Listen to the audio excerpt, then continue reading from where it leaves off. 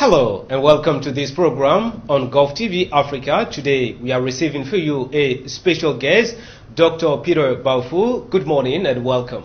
Good morning, sir.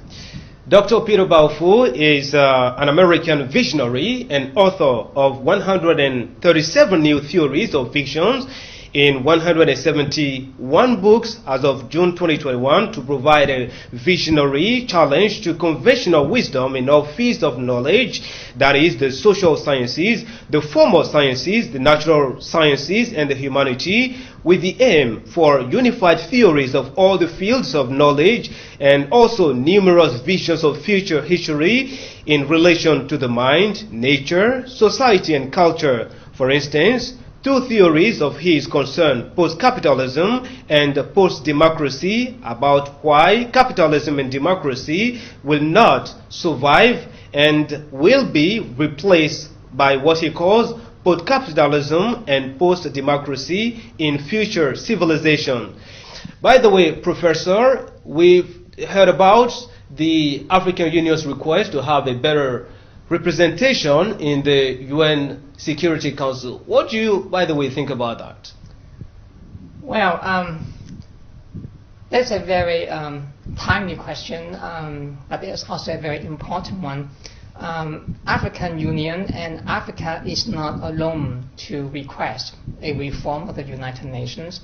In fact, there are many other countries on earth which have been proposing to change the rules of the United Nations, because right now the United Nations is dominated by 5 permanent members in the Security Council: the US, China, Russia, France, and the UK.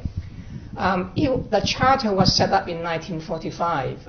It was then at the end of the Second World War, and the major victorious power are these 5 major victorious powers. So they set up the game of the rule, and that is to dominate the world according to their own power.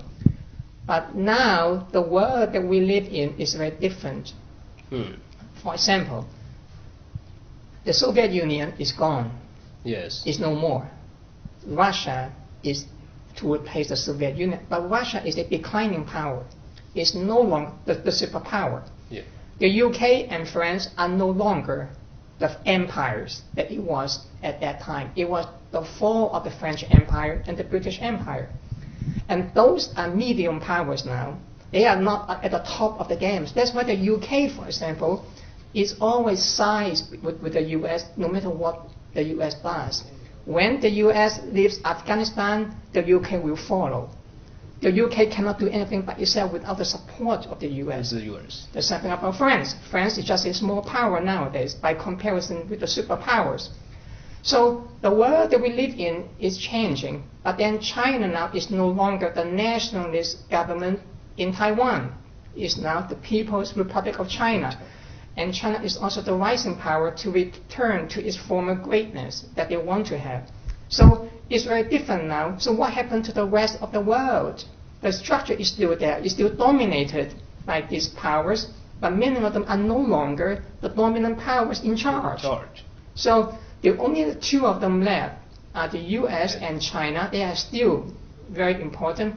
But Russia, UK, and France should not even be given a veto power anymore. But that is the legacy of the United Nations in 1945. Not 2021. So yes, a lot of countries, including India, Japan, for example, and the EU now, they're even asking maybe the EU should be represented in the United Nations with a different format. So a lot of people have been asking that, and African Union is no exception to that. Even in Asia, you have some other countries, they are also not very happy about that. In the Middle East, there are some Arabic countries, they are also asking to see if they can have some more representation in the United Nations because of that. So what you are asking is something that people have been asking for more than 30, 40 years already, but things have been changing very slowly. Why? Because the old guards refused to yield power. That is the problem here.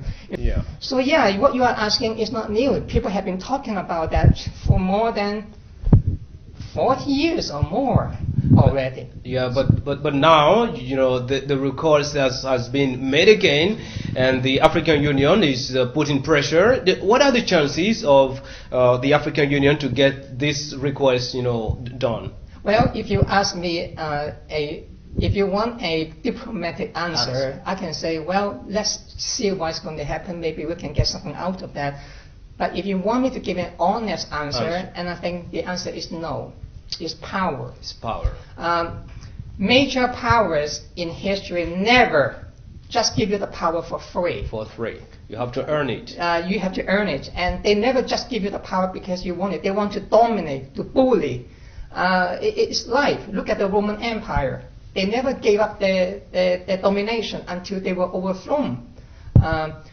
It's true for the Russian Empire, the French Empire, the German Empire, the American Empire, the Russian Empire, the Soviet Empire for that matter. No empire is going to give something for you for free. You have to fight. That fight depends on how much power you have. And Africa right now, sorry to say, you do not have the power to kick them out. You just do not have it. You can talk about it. You can yell, scream, shout, and talk about it. But you think that you are the first person to talk like this?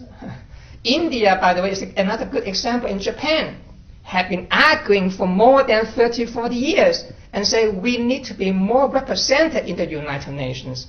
But Japan in the 1980s was the rising economic power, and people at the time thought that Japan was going to be the emerging superpower, but it did not happen. But at the time, Japan was economically rising, and Japan said the same thing. Well, we want Japan to be more represented in the United Nations, more power, especially in the Security Council. India too has been very frustrated about this, and India said we want to be more represented in the United Nations. The Middle East, Asia, they talk about. So it's my honest answer. I know we have a lot of wishes, but sometimes you have to be. So my answer to you in the short term, no. You can talk and shout and get angry and punch at the table, but at the end of the day, we will not give that to you for free. You have to fight for it, but you lack that power. It's power. Well, thank you, Professor, for all these ideas. We are coming to the end of this interview. Thank you, dear viewers, for having us. This is the end of this show. We'll see you later. Thank you for watching.